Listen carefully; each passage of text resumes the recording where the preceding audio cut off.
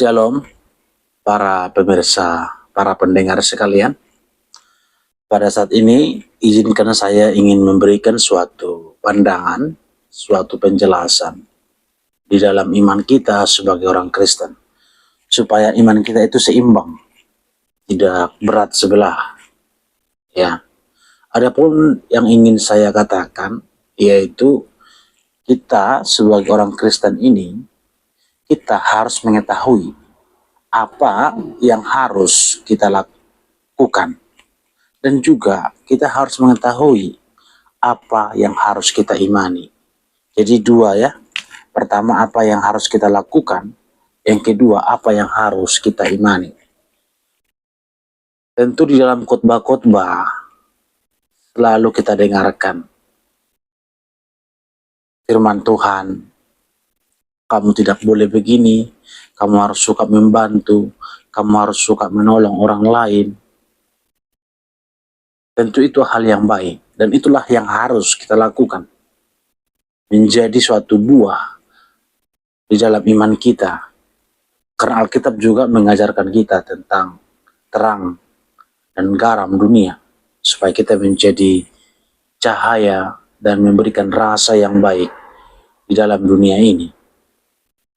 Tetapi kalau kita hanya berat sebelah, hanya berfokus pada bagian itu, kita hanya mengetahui apa yang harus kita lakukan dan mengabaikan apa yang harus kita imani, saya katakan, ya sama halnya dengan agama lain. Karena agama lain juga mengajarkan kebaikan.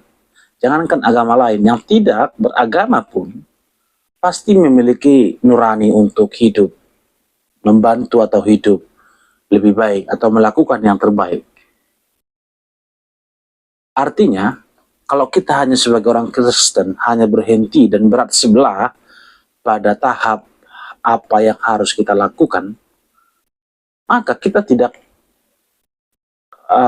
berbeda atau sama dengan mereka yang tidak percaya kepada Yesus. Karena pada prinsipnya agama itu ya mengajarkan suatu nilai-nilai yang baik. Jadi yang membedakan kita dengan agama lain bukan pada perbuatan baiknya. Itulah sebabnya tadi saya katakan harus seimbang apa yang harus kita lakukan dan apa yang harus kita imani. Yang harus kita imani apa? Kita harus percaya kepada Yesus.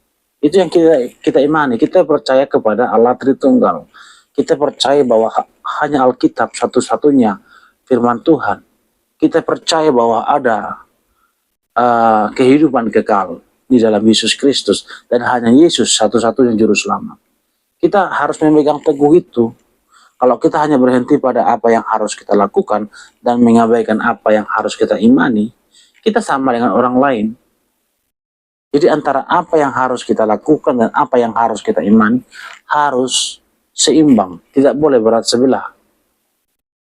Ya, tidak boleh berat sebelah. Kalau kita hanya menekankan apa yang harus kita lakukan dan mengabaikan apa yang harus kita imani, dia itu menjadi orang yang baik, tetapi menjadi orang yang bodoh, bahkan gampang disesatkan. Tapi kalau kita hanya menekankan apa yang harus kita imani dan mengabaikan apa yang harus kita lakukan, dia menjadi orang yang pintar berteologi,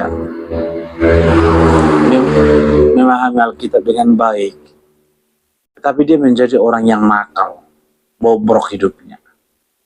Tentu juga Alkitab tidak mengajarkan demikian, karena Yesus mengutuk orang-orang ahli-ahli Taurat ketika mereka pakar di dalam ahli Taurat, tetapi hidupnya tidak sepadan dengan apa yang mereka imani.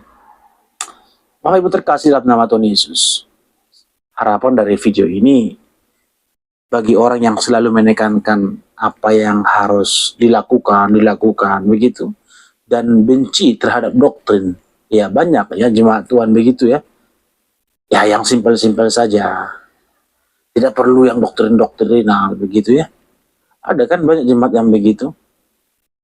Nggak usah terlalu dalam-dalam firman Tuhan, yang penting aplikasi, yang penting mengena dalam hidup kita. Tidak perlu bahas yang begitu-begitu, doktrin-doktrin. Saya pikir berarti orang yang jemaat demikian, dia hanya menekankan apa yang harus dilakukan dalam realitas kehidupan ini, tanpa bersentuhan dengan apa yang diimani. Karena yang membedakan kita agama lain bukan pada perbuatan baiknya, tetapi apa yang kita imani, apa yang kita percayai, ya. Karena perbuatan baik pada prinsipnya ya sama, ya, kepada hal-hal yang positif baik di agama manapun, termasuk agama orang yang tidak memiliki agama. Oleh karena itu kepada para pendeta juga ya diharapkan kalau berkhotbah ya berikan, jangan hanya moral-moral saja, harus berani mengajarkan doktrin. Ya namanya pendeta juga harus belajar, jangan anti dengan belajar, ya. Zaman sekarang tidak boleh lagi anti-anti dengan istilah teologi, ya.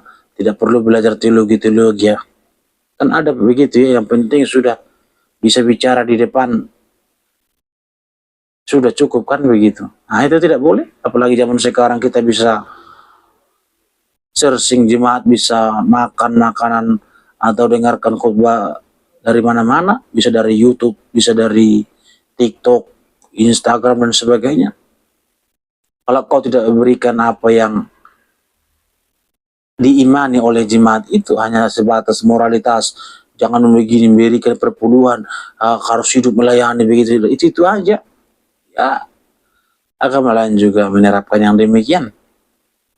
Harus tahu prinsip daripada iman ini.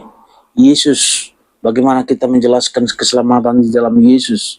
Kalau ada nanti mengatakan bahwa Alkitab sudah dipalsukan, bagaimana seorang pendeta atau seorang gembala jemaat menjelaskan itu kepada jemaat yang mungkin dia sudah terdoktrin dari luar, yang apa yang didengar di HP-nya.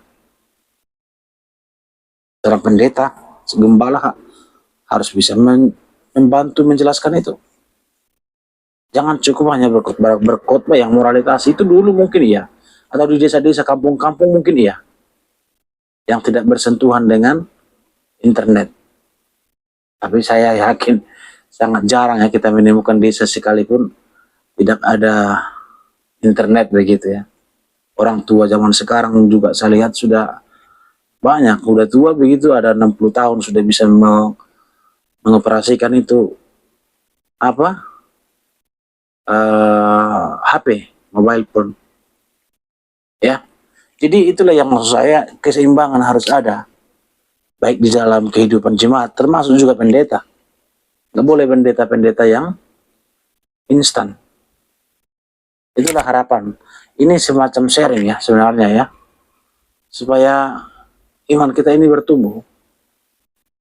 Harus kita mengetahui apa yang harus kita lakukan, dan juga mengetahui apa yang harus kita imani.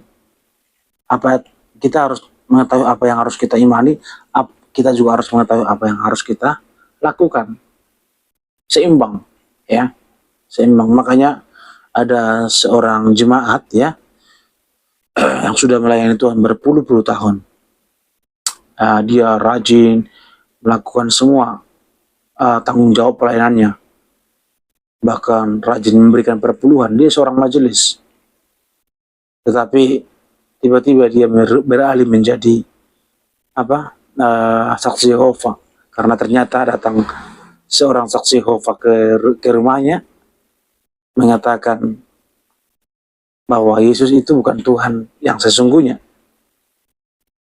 dan dia tidak bisa menjawab itu. Ya, dia tidak bisa menjawab itu. Akhirnya dia menjadi saksi Yehova.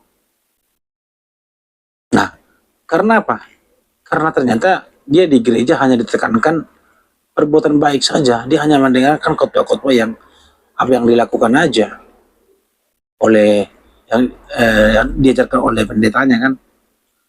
Akhirnya dia kaget aja mendengarkan Yesus bukan Tuhan, dikasih lagi apanya kan, dikasih lagi retorikanya gitu, dikasih saksi Yehova itu. begini begitu dan sebagainya. Jadi saya berharap mari kita menjaga keseimbangan ini. Sebagai orang Kristen harus banyak belajar dan juga harus banyak berbuat baik sebagai buah daripada iman itu. Ya, nah, inilah yang bisa ingin saya sharingkan. Kiranya ini menolong. Tuhan Yesus memberkati. Shalom.